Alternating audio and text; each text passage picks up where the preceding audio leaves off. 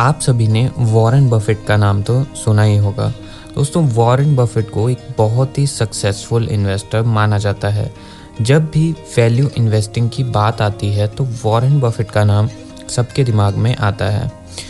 Warren Buffett की net worth around $84 billion है, जो कि उन्होंने स्टॉक इन्वेस्टिंग से बनाई है। आज हम बात करेंगे वॉरेन के कुछ इन्वेस्टिंग प्रिंसिपल्स की, जो कि द वॉरेन बफेट वे में दिए गए हैं, जिसके ऑथर रॉबर्ट हेस्टॉम है। दोस्तों, ये वीडियो ज़्यादा लंबी ना हो जाए इसलिए हमने इस वीडियो को 2 पार्ट्स में डिवाइड कर दिया है, तो इसके नेक्स्ट पार्ट के लिए चैनल को सब्सक्राइब ज़रूर कर देना।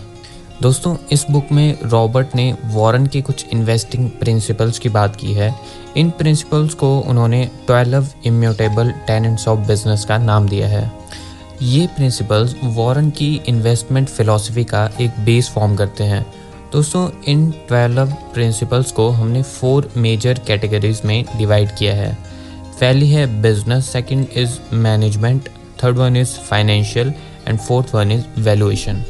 So first is business. दोस्तों, किसी भी बिजनेस को खरीदने से पहले आपको हमेशा 3 सवालों के जवाब पता होना चाहिए। First is the business simple and understandable. किसी भी बिजनेस को खरीदने से पहले आपको उसके बारे में पता होना चाहिए कि आखिर वो बिजनेस किस चीज़ पर बेस्ड है। आपको विश्वास होना चाहिए कि जो बिजनेस आप खरीद रहे हैं वो आने वाले टाइम में अच्छा परफॉर्म करेगा। ऐसा तभी पॉसिबल है जब आप अपना एक सर्कल ऑफ कॉम्पिटेंस डिफाइन करते हैं, एक ऐसी फील्ड या इंडस्ट्री जिसके बारे में आप जानते हो। फॉर एग्जांपल, किसी भी बैंक या इंश्योरेंस कंपनी से किसी F&B इंडस्ट्री को समझना बहुत ज़्यादा आसान होता है। अब जिन लोगों को ये नहीं पता कि F&B इंडस्ट्रीज़ क्या होती हैं, तो F&B का मतलब है फूड एंड बेवरेज इंडस्ट्री, जिसमें कि कैफेटेरियाज़, रेस्टोरेंट्स वगैरह आते हैं। दोस्तों, किसी कंपनी को समझने का मतलब है कि उस कंपनी के बारे में ये जानना कि आखिर वो कंपनी अपना रेवेन्यू कैसे जनरेट करती है, उसके ड्राइवर्स की क्या कॉस्ट है, उसका कैश फ्लो क्या है, या उस इंडस्ट्री के कॉम्पिटिटर्स कौन कौन हैं।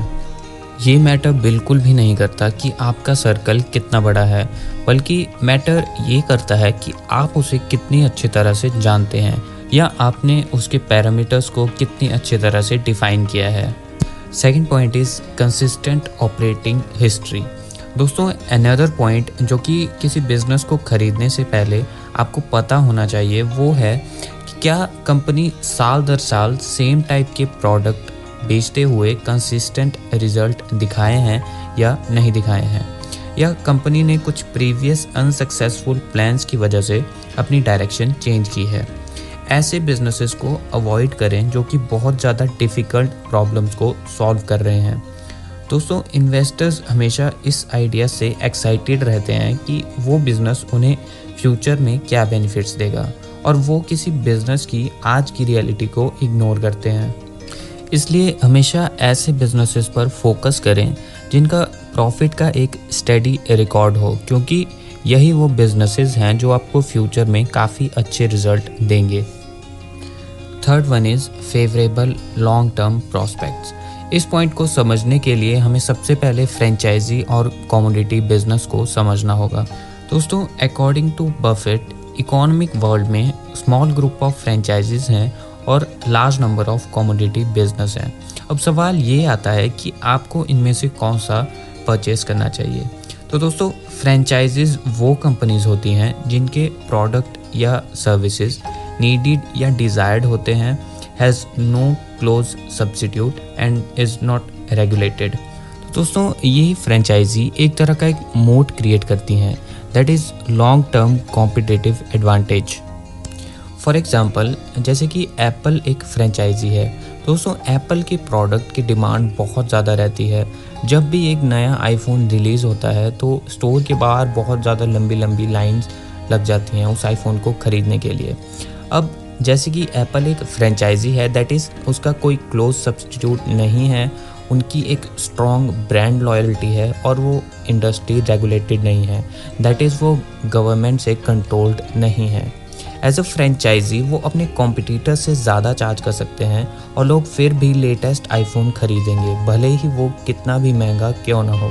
दोस्तों, प्राइसिंग फ्लेक्सिबिलिटी किसी भी एक फ्रेंचाइजी का एक की फीचर होता है। उसकी इसी एबिलिटी की वजह से वो हायर प्राइस डिमांड कर सकते हैं, जिसकी वजह से फ्रेंचाइजी को एवरेज रिटर्न से ज़्यादा का प्रॉफिट मिलता है। ऑन दी अदर हैंड जो कमोडिटी बिजनेसेस होते हैं वो फ्रेंचाइजी से बिल्कुल ऑपोजिट होते हैं। कमोडिटी बिजनेस एक बहुत ही ज़्यादा लो रिटर्न ऑफर करते हैं और इनमें प्रॉफिट भी काफ़ी मुश्किल होता है। दोस्तों, कमोडिटी बिजनेस में ऐसे प्रोडक्ट आते हैं जो कि उनके कॉम्पिटिटर से बिल्कुल सेम होते हैं, दैट इज़ वो ईजिली सब्सटीट्यूटेबल होते हैं। For example oil, gas, gold या सिल्वर। अब ऐसी सिचुएशन में जहाँ की प्रोडक्ट्स बिल्कुल सेम हैं और ईजिली सब्सटीट्यूटेबल हैं, तो इस केस में हमेशा प्राइस पर ही compete किया जा सकता है, विच मीन्स कि प्रॉफिट भी बहुत ज़्यादा मुश्किल होता है। अब बिजनेस के बाद जो सेकंड एक मेजर पॉइंट है वो है मैनेजमेंट। दोस्तों, आपका बिजनेस चाहे कितना ही प्रॉफिटेबल क्यों ना हो, लेकिन अगर मैनेजमेंट आपसे कुछ छुपा रहा है तो वहाँ पर आपके पैसे डूबने का बहुत ज़्यादा खतरा रहेगा। इसलिए हमेशा किसी कंपनी के सीईओ या डायरेक्टर के बारे में रिसर्च करना बहुत ही ज़्यादा ज़रूरी होता है। दोस्तों, इसी मैनेजमेंट को कैलकुलेट करना बहुत ज़्यादा डिफ़िकल्ट होता है, क्योंकि ह्यूमन बीइंग्स नंबर से ज़्यादा कॉम्प्लेक्स होते हैं। हाउएवर, मैनेजमेंट के एक्शंस और वर्ड किसी कंपनी की फाइनेंशियल परफॉर्मेंस को बताते हैं। अगर आप किसी बिजनेस की मैनेजमेंट के बारे में रिसर्च करते हैं तो ये आपको किसी कंपनी के फ्यूचर को जानने में बहुत ज़्यादा हेल्प करेंगे।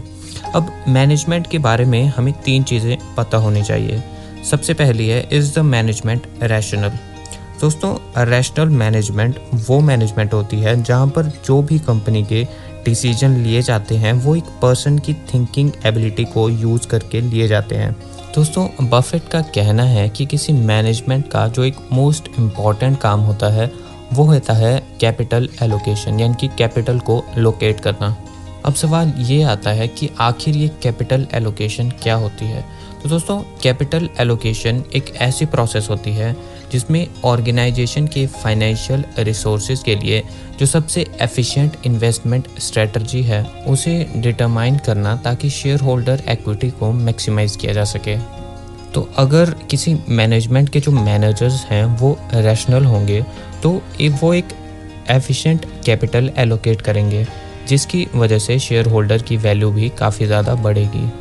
दोस्तों, अगर किसी कंपनी की एक्स्ट्रा अर्निंग्स को इन्वेस्ट किया जाता है और company above average return on equity produce करती है, तो लॉजिकली कंपनी उसकी अर्निंग्स को रिटेन करेगी और उन्हें री इन्वेस्ट करेगी, ताकि कंपनी की ग्रोथ को और बढ़ाया जा सके। बट सपोज अगर कंपनी एक एवरेज या below average investment return generate करती है और उसके पास बहुत ज़्यादा एक्स्ट्रा कैश है, तो ऐसे टाइम पे मैनेजमेंट क्या करेगी? ऐसे टाइम पे मैनेजमेंट के पास 3 ऑप्शंस रहती हैं। First is ignore problem and re invest return. दोस्तों, इस केस में मैनेजर्स ऑर्गेनिक ग्रोथ का यूज़ करके कंपनीज के रिटर्न को इम्प्रूव करने की कोशिश करते हैं, लेकिन वो इस बात से हमेशा कन्विंस्ड रहते हैं कि वो अपनी एबिलिटीज़ का यूज़ करके कंपनी की प्रॉफिटेबिलिटी को इम्प्रूव कर सकते हैं। इसके साथ साथ शेयर होल्डर्स भी उनकी अर्निंग फॉरकास्ट से काफ़ी ज़्यादा एक्साइटेड रहते हैं।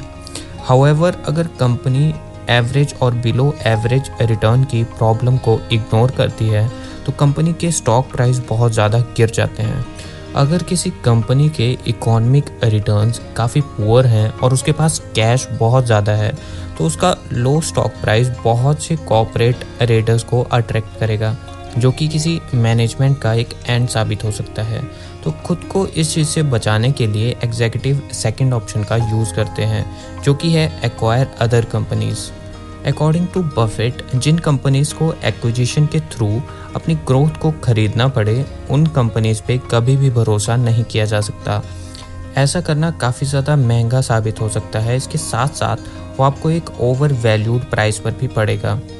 इसके बावजूद किसी नए बिजनेस को मैनेज करना और इंटीग्रेट करना आसान काम नहीं होता है और गलतियां शेयर होल्डर्स को काफ़ी ज़्यादा महंगी पड़ सकती हैं।